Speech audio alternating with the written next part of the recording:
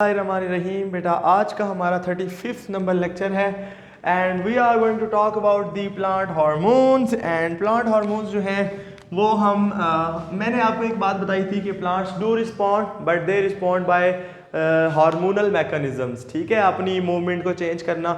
असल में आपने एक बात याद रखनी है कि प्लांट के अंदर ऐसा क्या है जिसको सर हार्मोन मॉडिफाई करेंगे।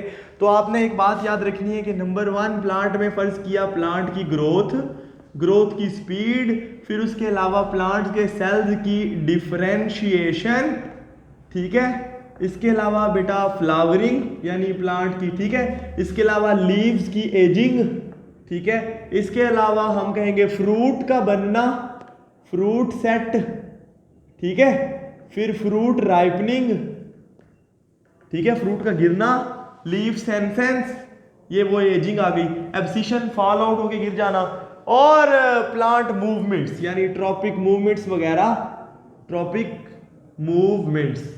ये हैं वो वाले, ये किताब में लिखे हैं ना, देखो, ये हैं वो वाले पॉइंट्स या वो function of the plant body जिनको हार्मोन डायरेक्टली या इनडायरेक्टली अफेक्ट। इसमें एक भूल गया, सीड जर्मिनेशन, के बीज कब उगेगा कब नहीं उगेगा, सीड जर्मिनेशन। ये वो वाले काम हैं जिनको, इनके अलावा कुछ और भी होंगे, तो ये कम से कम वो काम है जिनको प्लांट हार्मोन किसी न किसी तरीके से कम ज़्यादा रेगुलेट या अफेक्ट करते हैं। बेटा समझ आ रही ना बात की इसकी, कि दिस ग्रोथ मतलब सेल बढ़ेंगे, साइज। अच्छा, ग्रोथ जो है ना वो 2 तरीकों से होती है। एक तो आपको पता है सेल की ग्रोथ, सेल का डिवीजन बढ़ जाए, नंबर ऑफ सेल्स बढ़ते जाए तो सेल बॉडी की ग्रोथ हो जाती है। और दूसरी होती है सेल्स की इनलार्जमेंट, सेल साइज में बड़े हो जाए तो इससे भी बॉडी की साइज बढ़ जाती है, तो जिसको हम कहते हैं ग्रोथ। ठीक है, डिफरेंशिएशन कहते हैं बेटा मुख्तलिफ सेल्स मुख्तलिफ काम करना शुरू कर देते हैं। कोई जाइलम बन जाता है, फ्ला बन जाता है। पहले शुरू में सारे सेल्स एक जैसे होते हैं, ठीक है, ये डिफरेंशिएशन हो गई। फ्लावरिंग आपको अच्छी तरह पता है, ठीक है। इसके अलावा एजिंग, सर्दी फाल के मौसम में या किसी खास मौसम में पत्ते जो हैं वो येलो होके गिर जाते हैं, पुराने होके उनकी एजिंग काफ़ी बढ़ जाते हैं, उनकी क्लोरोफिल की अमाउंट का भी फ़र्क पड़ जाता है, क्लोरोप्लास्ट की भी बढ़ जाती है, मुख्तलिफ ऑर्गेनल्स बुढ़े हो जाते हैं उनमें वगैरह वगैरह। फ्रूट सेट आप अच्छी तरह पता है, चाहे बगैर फर्टिलाइजेशन के हो चाहे फर्टिलाइजेशन के साथ हो, जिसको आप बगैर फर्टिलाइजेशन को आप पार्थिनोकार्पी कहते हैं, ये हमें पता होना चाहिए। फ्रूट राइपनिंग, फल का पक जाना और पक के गिर जाना। ट्रॉपिक मूवमेंट्स, किसी खास स्टिमुलस, एक्सटर्नल स्टिमुलस की तरफ या उससे अवे मूव करना। और उसके बाद सीड जर्मिनेशन, किसी बीज के अंदर एम्ब्रियो की डेवलपमेंट और उसका उगना। ये हैं वो कुछ पॉइंट्स जिनको मुख्तलिफ प्लांट हार्मोन्स जो हैं वो अफेक्ट करते हैं। बेटा अब आते हैं ऑक्सिन्स की तरफ। हम मुख्तलिफ प्लांट हार्मोन और उनकी जनरल जो कमर्शियल एप्लीकेशन है उसके बारे में पढ़ेंगे। कुछ चीज़ें मैं यहाँ लिखूंगा, बाकी सारी किताब में सीधी सीधी पॉइंट्स की शक्ल में लिखी हुई हैं जिनको आप एक्सप्लेन करेंगे। सबसे पहली बात यह है कि दे प्रोमोट द ग्रोथ, ठीक है जी, ये ग्रोथ प्रोमोटर जरूर है लेकिन बाय सेल इनलार्जमेंट, ठीक है जी, यानी सेल्स को लंबा करते हैं, सेल्स को बढ़ाते हैं और ग्रोथ प्रोमोटर्स हैं। समझ आ गई? Cell elongation in the region. ये देखिए, अगर ये एक, मैंने आपको उस दिन बताया भी था, ये एक पौधा है और ये उसकी टिप है या जहाँ पे सेल्स हैं, तो इनके पिछले सेल, यहाँ ये मेरिस्टेमेटिक सेल्स हैं जो मैंने नीले बनाए हैं, और जो रेड सेल्स हैं ये लंबे इस तरह होते जाएंगे। जब ये लंबे होंगे तो फिर जो है वह इसका साइज बॉडी का इंक्रीज कर जाएगा। उसके अलावा अगर हम गौर करें तो ये एपिकल डोमिनेंस, ये मैं कुछ मेन पॉइंट जो है ना उनके जो हमेशा आपने याद रखते हैं, वो एपिकल डोमिनेंस से मुराद ये है कि जब एक मेन स्टेम पौधे का चल रहा है ऊपर की तरफ, यानी यहाँ पे शाखें हैं और ये ऊपर चली जा रहा है, तो तब तक साइडों पे कोई भी बड ग्रो नहीं करेगी। यानी साइडों से, यानी एक शाख लंबी गुलाब के फूल की जा रही है, तो जब तक वो जा रही है तब तक वो साइडों पे कोई हिसाब किताब नई शाख नहीं उगेगी। जब तक आप उसको प्रोनिंग यानी उसको काट ना दें ऊपर से, तब तक साइडें मतलब वो ग्रो नहीं होती। तो इसे कहते हैं बेटा एपिकल डोमिनेंस, यानी the growth of the large central stem that stops the growth of the lateral shoots, यानी लेटरल ब्रांचेस जो हैं वो, समझ रहे हैं ना हसन, समझ आ गई ना भी एक ब्रांच ऊपर चल रही है तो बाकी भी सारी ग्रो नहीं करेंगी। उसके अलावा बेटा ये साफ जाहिर है ये पार्थिनोकार्पी फ्रूट सेट के अंदर ये हेल्प करते हैं, दे इंड्यूस दी पार्थिनोकार्पी, और पार्थिनोकार्पी कहते हैं बगैर फर्टिलाइजेशन के ओवरी का फ्रूट में कन्वर्ट हो जाना।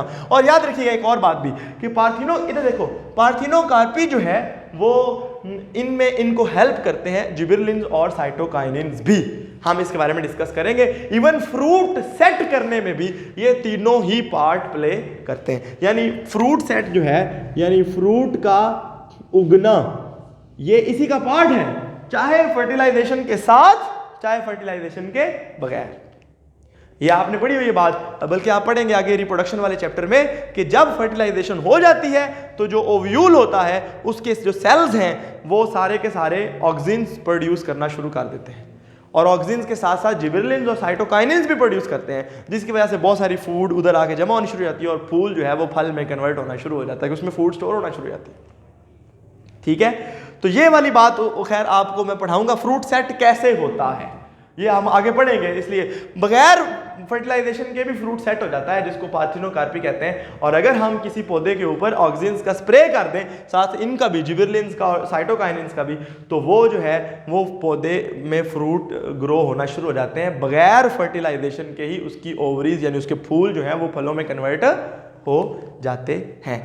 उसके बाद बेटा ये ग्रोथ प्रोमोटर्स हैं और they prevent the premature fall of the leave, यानी दे डिले द लीफ सेंसेंस, यानी SCENCE, यानी पत्तों का बगैर मैच्योर हुए और उनकी मैच्योरिटी को डिले करते हैं ताकि वो जल्दी ना गिरें। समझ गए? तो यानी इसका मतलब है कि ये प्लांट की ग्रोथ को यानी उसको मेंटेन रखने में भी हेल्प करते हैं।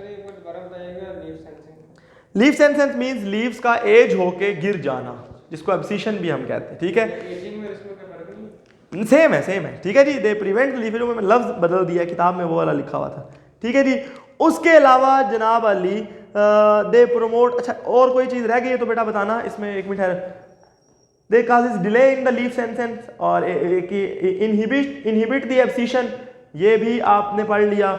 और उसके बाद कमर्शियल एप्लीकेशन मैंने आपको बताई थी कि अगर आपने फ्रूट सेट करना हो, मैं कमर्शियल एप्लीकेशन ग्रीन से लिखूंगा, फ्रूट सेट करवाना हो किसी बाग के अंदर, तो हम अचानक उस पर स्प्रे कर देते हैं बहुत सारे फूलों के ऊपर, तो वो आहिस्ता आहिस्ता फलों में कन्वर्ट हो जाते हैं, ख़ास तौर पे जब हमने पार्थिनोकार्पी करानी हो। इसके अलावा बेटा ये जो है ना ऑक्सिन्स, ये इंडोल एसिटिक एसिड या उसके डेरिवेटिव्स हैं। एक ऐसा भी है जो वीड किलर है जिसको हम कहते हैं 2,4 डाइफिनॉक्सी एसिटिक एसिड, ऐसे ही है ना, डाइक्लोरोफिनॉक्सी एसिटिक एसिड 2,4-D। तो ये बेटा वीड किलर है। वीड किलर से मुराद ये होगा कि मोनोकॉट अगर आपने फसल उगाई है जिसके पत्ते जो हैं वो ऐसे छोटे छोटे लंबे और पतले होते हैं, उन फसलों के अंदर अगर आप इसका स्प्रे करेंगे तो ये जो चौड़े पत्तों वाली जड़ी बूटियां होंगी उनको साफ कर देगा और मोनोकॉट्स को कुछ भी नहीं कहेगा। तो ये हमें पता लग गया जी कि ये जी क्या है। बेटा इसमें कोई सवाल है? ठीक है। दूसरे नंबर पे अगर हम बात करें जिबरेलिन्स, तो जिबरेलिन्स असल में ये अगर मैं एक लफ्ज में इनको बताऊं ना तो ये ग्रोथ करते हैं, ग्रोथ प्रोमोटर्स हैं, यानी ये डिवीजन, सेल डिवीजन काज करके, देखो वो तो इनलार्जमेंट करते थे ना, साइज बढ़ता है, तो ये सेल डिवीजन काज करके ये भी और साइटोकाइनिन्स भी, खास तौर पे जिबरेलिन्स दे इंक्रीज दी जो है ना वो इंक्रीज करते हैं। उसके अलावा याद रखिएगा ये क्या काम करते हैं, दे इनकी वजह से, अच्छा एक इंटरेस्टिंग बात है, एक लफ्ज होता है बेटा बॉल्टिंग, किताब में भी लिखा हुआ है। बॉल्टिंग का मतलब पता है क्या होता है? गोभी वगैरह में रोजेट प्लांट, जो कैबेज वगैरह, गोभी वगैरह, उनमें क्या होता है कि आप देखें, अगर गौर करें तो ये शाख है ना, देखें ये एक पत्ता है, फिर ये एक पत्ता है, फर्ज किया मैं सिर्फ समझाया गोभी के पत्ते हैं नहीं है, फिर अचानक से ना काफी सारा फर्क आ जाता है, ये देखो फिर फूल लगता है इसके गोभी का। अगर आप गौर करें तो उसके नीचे पत्ते होते हैं और थोड़ा सा ऊंची करके जब भी आप भी गोभी लेने जाते हैं तो उसके नीचे काफी बड़ी डंडी होती है, हालांकि गोभी का पौधा सिर्फ इतना सा होता है। ठीक है, तो उसमें ये जो इतनी बड़ी डंडी है ना, ये बोल्टिंग है, यानी स्टेम की लेंथ अचानक बढ़ जाती है और फिर उसके ऊपर फूल लगता है।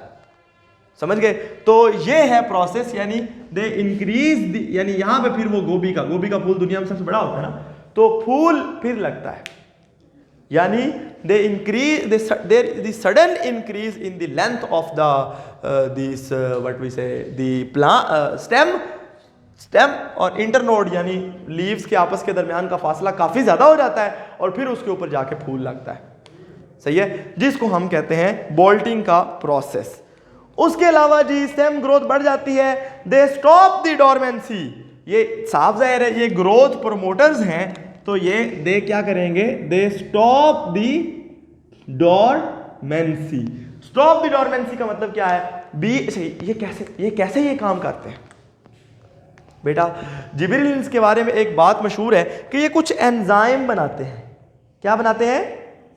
एंजाइम बनाते हैं, और वो एंजाइम बेसिकली एंडोस्पर्म टिश्यू में होते हैं। यानी देखिए एक बीज है, आपको पता है बीज के अंदर एक एम्ब्रियो होता है, कुछ कॉटिलिडन्स होते हैं, जो एक या दो, वो कॉटिलिडन्स एंडोस्पर्म टिश्यू के बने होते हैं, और उन कॉटिलिडन्स के अंदर फूड स्टोर हुई भी होती है। वो फूड या तो लिपिड्स या प्रोटीन्स की शक्ल में स्टोर हुई भी होती है।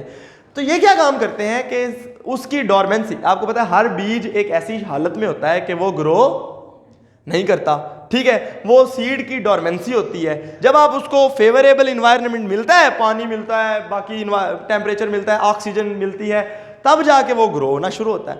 तो जब सामान पूरा होता है तो ये वाले हार्मोन्स कुछ ऐसे एंजाइम बनवाना शुरू कर देते हैं, जो एंजाइम वो लिपिड्स को और वो जो फूड स्टोर हुई है ना उसको तोड़ के उसको मोबिलाइज करना शुरू कर देते हैं, जिसकी वजह से एम्ब्रियो को फूड मिलती है, एनर्जी मिलती है और वो ग्रो होना शुरू हो जाता है।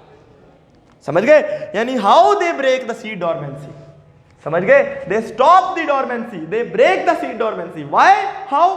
They promote some enzyme production, और वो एंजाइम क्या है, यानी वो वाले एंजाइम हैं जो लिपिड्स को और फूड को जो स्टोर हुई उसको तोड़ के उसको इस्तेमाल करना शुरू कर देंगे, जिससे एम्ब्रियो को सामान मिलेगा और एम्ब्रियो को लगेगा कि हालात फेवरेबल है, चल बिशावत है। सही है? तो ये है जी जो है इनका काम। उसके अलावा ठीक है जी, सीड फिर मूव दी। अच्छा एक और इंटरेस्टिंग बात है, they are acidic in nature, ये एक्स्ट्रा बात लिखी हुई थी। ये भी उसी तरह क्या करते हैं, मैंने कहा बोल्टिंग वो तो बता दिया, दे डिले द सेंसेस, वही जो हमने पहले कहा, जो ऑक्सीजन जो है वो भी पौधों के पत्तों को जल्दी गिरने से रोकते हैं, उनकी एजिंग, और ये भी सेंसेस को डिले करते हैं, लीफ सेंसेस। समझ आ गई बात की? उसके अलावा ये भी उसी तरह, जिस तरह वो पार्थिनोकार्पी जो है वो करते थे, इस तरह ये भी वही करेंगे। ठीक है सर, ये भी मैंने कहा था ना उसमें भी आपको पार्थिनोकार्पी दोनों इंड्यूस कर सकते हैं, पार्थिनोकार्पी। उसके अलावा एक इंटरेस्टिंग बात है, they induce maleness in certain plants. कुछ प्लांट्स के अंदर ये मेलनेस, यानी उनका मेल बिहेवियर, यानी लाइक उनके अंदर जो एंड्रोशियम है और वो उनके प्रोडक्शन को बढ़ाना, यानी उनके अंदर जो, यानी पौधे को मेल साइड में कन्वर्ट करना। सारे पौधे इस तरह के नहीं होते कि उन पे मेल और फीमेल स्ट्रक्चर्स दोनों, ठीक है। कुछ पौधे ऐसे भी होते हैं जिनके अंदर मेल फूल अलग होते हैं, फीमेल फूल अलग होते हैं। कुछ पौधे ऐसे भी होते हैं जिनमें मेल प्लांट और फीमेल प्लांट दोनों अलग होते हैं। तो ये उन पौधों के अंदर मेलनेस की तरफ ज्यादा वो करते हैं। ठीक है जी, और ये वाली बातें हमने पढ़ ली। अब बुक से भी देख लेते हैं कि इसमें कोई इंटरेस्टिंग बात एक्स्ट्रा ना लिखी हो। So break the bud and seed dormancy मैंने बता दिया।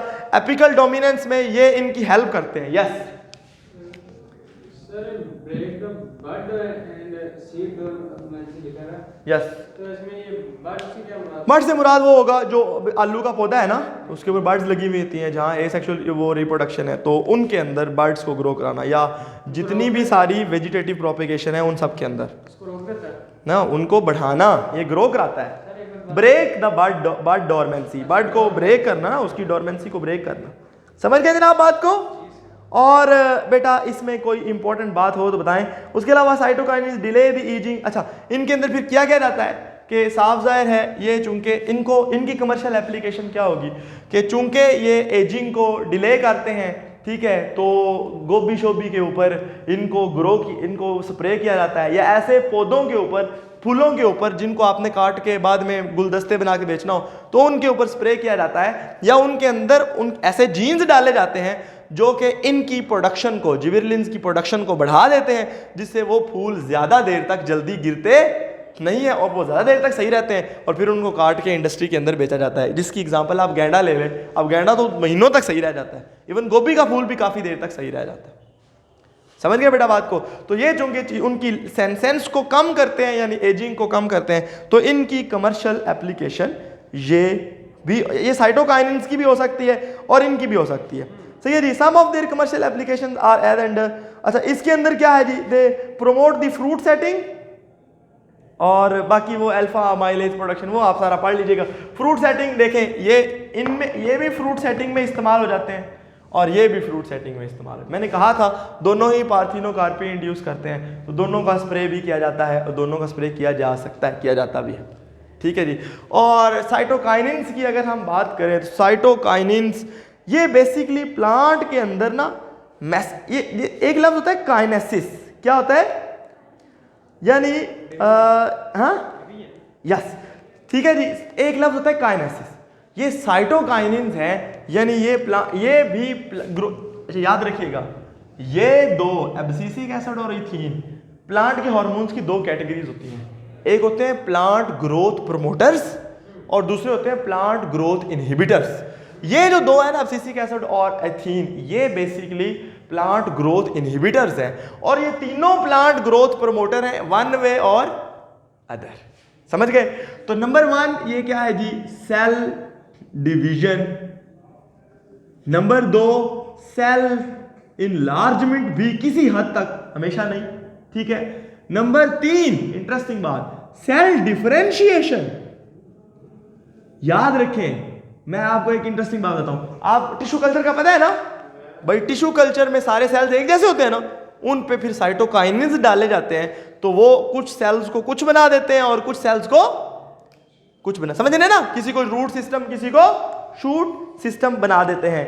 तो ये है जी साइटोकाइनिन्स की बात। They inhibit the primary root growth, अच्छा जड़ों के अंदर इनका और काम है। They promote the lateral root growth, यानी ये देखें आप, ये एक पौधा है और ये उसकी जड़ है, एक आपको पता है मेन जड़ होती है और फिर उससे कुछ लेटरल, तो ये क्या काम करते हैं, ये जो मेन जड़ है उसकी ग्रोथ को कम करते हैं और जो साइडें हैं उनकी ग्रोथ को बढ़ाते हैं। क्योंकि आपको पता है यहाँ ये जो मेन प्राइमरी रूट है, इसकी यहाँ साइडों पे कुछ मेरिस्टेमेटिक सेल्स होंगे जिनको हम बर्ड्स कहते हैं, लेटरल बर्ड्स, उनसे नई जड़ें बनाने में ये हेल्प करते हैं। इसी तरह ये ऊपर भी नई शूट्स बनाने में भी हेल्प करेंगे।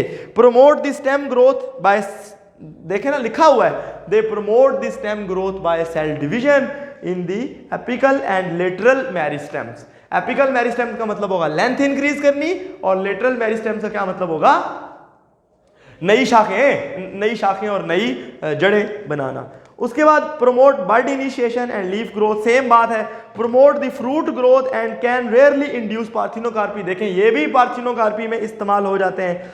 उसके अलावा जनाब अली they promote the fruit growth, हमने पढ़ लिया, promote the lateral bud growth and also break the bud dormancy, ये वाली बात मैंने आपको समझा दी, क्योंकि ये सारे ग्रोथ प्रोमोटर्स हैं, तकरीबन एक ही तरीके से बिहेव करते हैं। और ये वाली बात मैंने आपको बता दी क्योंकि ये डिले, एजिंग को डिले करते हैं। इनको भी आमतौर पे इनको भी ये सारे तीनों के कॉम्बिनेशंस को भी और तीनों को एक ही मकसद के लिए भी, इनको भी फ्रूट सेट में इस्तेमाल कर सकते हैं, ज्यादा इनको, फिर इनको और फिर इनको, ठीक है। इनको वीड किलिंग में इस्तेमाल कर सकते हैं, इनको नहीं कर सकते। इनको हम जो है वो प्लांट की मतलब इनको फ्रेश रखने के लिए इस्तेमाल कर सकते हैं, इनको भी फ्रेश रखने के लिए इस्तेमाल कर सकते हैं, ठीक है। ये बॉल्टिंग में भी इस्तेमाल होते हैं ना, तो जितना आप स्प्रे करेंगे उतना गोभी का फूल ऊंचा होगेगा, जितना ऊंचा होगेगा उतना मसला नहीं होगा वो गंद गुंद लगने का नीचे से, समझ गए, नीचे से कीड़े मकोड़े भी चढ़ जाते हैं। तो ये आपको लग गया पता कि जी ये क्या है। अब जो ग्रोथ इनहिबिटर्स है ना, उनके बारे में बात करते हैं।